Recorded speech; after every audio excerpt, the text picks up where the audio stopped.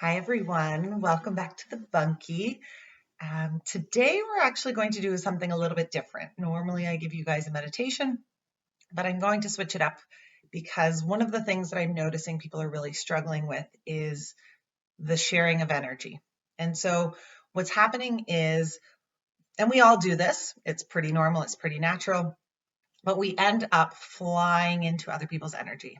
And that means that when somebody is feeling a thing, we actually take on the energy of that same feeling.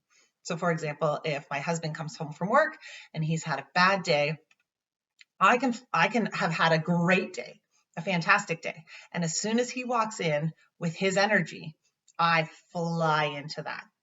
And what happens is then my energy doesn't stay in this great place. It turns into what his has been.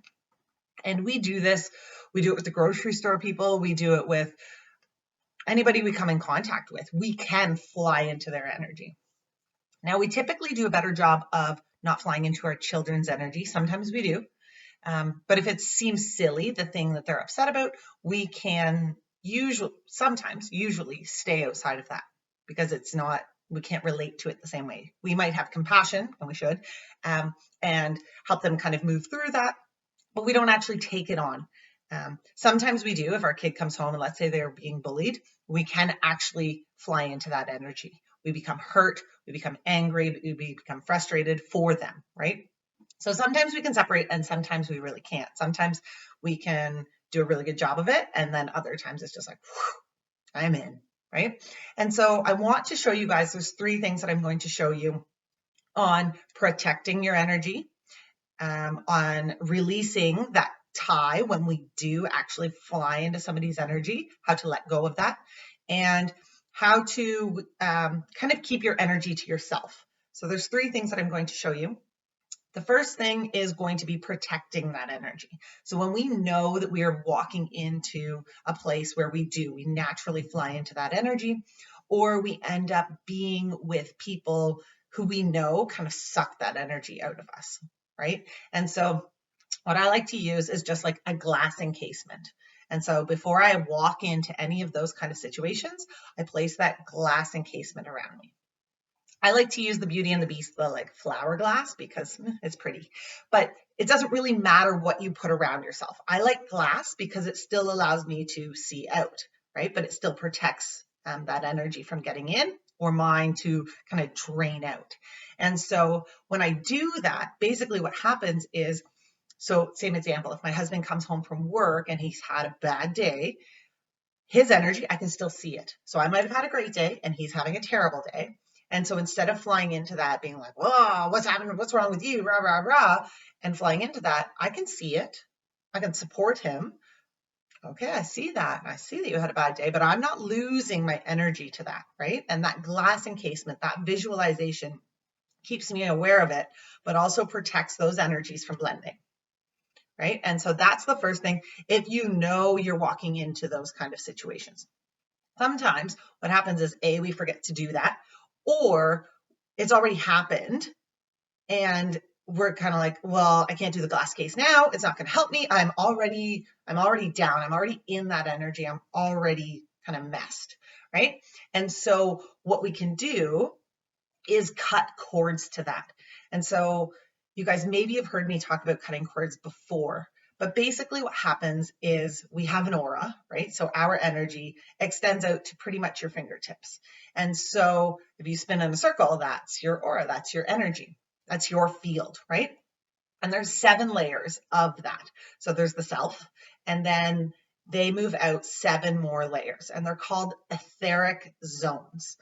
And so what happens is, that's why if somebody's physically touching me, obviously they're in my energy. But if somebody's this close to my face, they're also in my energy. That's why if a stranger's this close to your face, you're kind of like, oh, you pull back, right?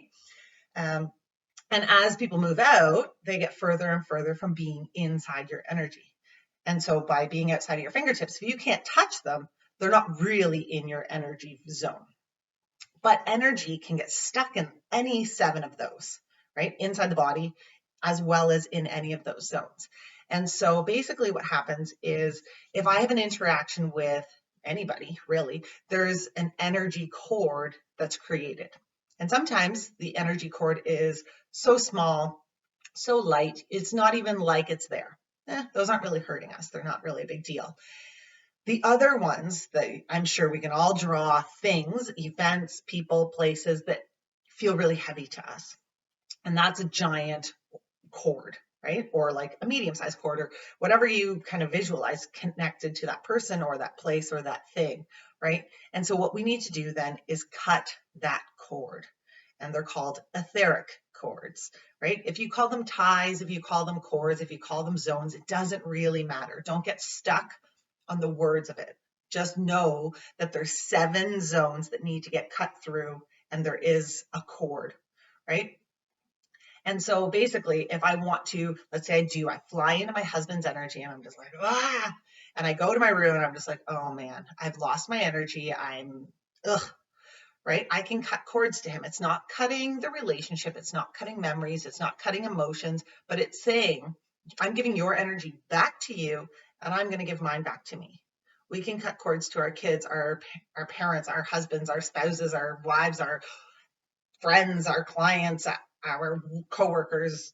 You can cut cords to anything that is weighing on you or weighing you down. And so basically what I would do is I create scissors with my 2 fingers and I just cut through those 7 layers. So I would say I cut the etherical cords to Cam Grant, that's my husband's name, and I cut the etherical cords to Cam Grant.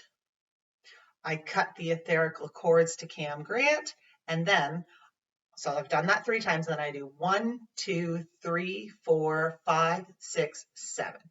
And I cut all through those layers, and that releases that cord, and his energy goes back, and I can collect mine again. Okay, so that's how if it's already happened, that's a really good place to kind of start. The last thing that I'm going to show you guys is it's really good if you're in a group or if you're at work or you're in a meeting where you feel that energy is hard for you to keep, right? So keeping your own energy close and strong. And basically, what you do is you create a circle with your thumb and forefinger. And my dear friend, his name is Lloyd Graham. He's an incredible dowser. He's the person who taught me this, and it's incredible. My husband uses it. I use it. And it's super easy. It's not an obvious thing. You can be in a group of people and just kind of like sit with your fingers together. It's not a big deal. But basically creating that circle cycles your energy back to you, right? And so instead of it going out to all of those around you, it actually stays with you, right? And so it's something you can have kind of on your lap. You can have it under a boardroom table. You can sit at your computer with your hands out. And that will help you keep your energy close and strong. Okay. So glass case, if you're looking to just protect your energy, if you know you're going into something, cutting cords through all 7 layers is how we release that energy that we've flown into. And the last one, keeping your energy close and strong, just cycling it back to you, is those thumb and forefinger. Perfect. If you guys have any questions, just shoot me a message. This is something that I'm super passionate about because I believe that every soul has a purpose. Every soul has a path. And so we're meant to stay on that path. We're not meant to interfere with other people's path.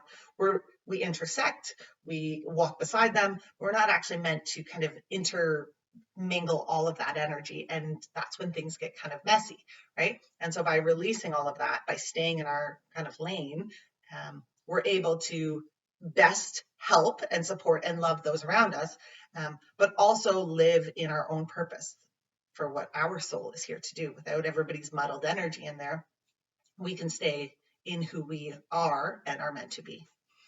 Anyways, thanks guys.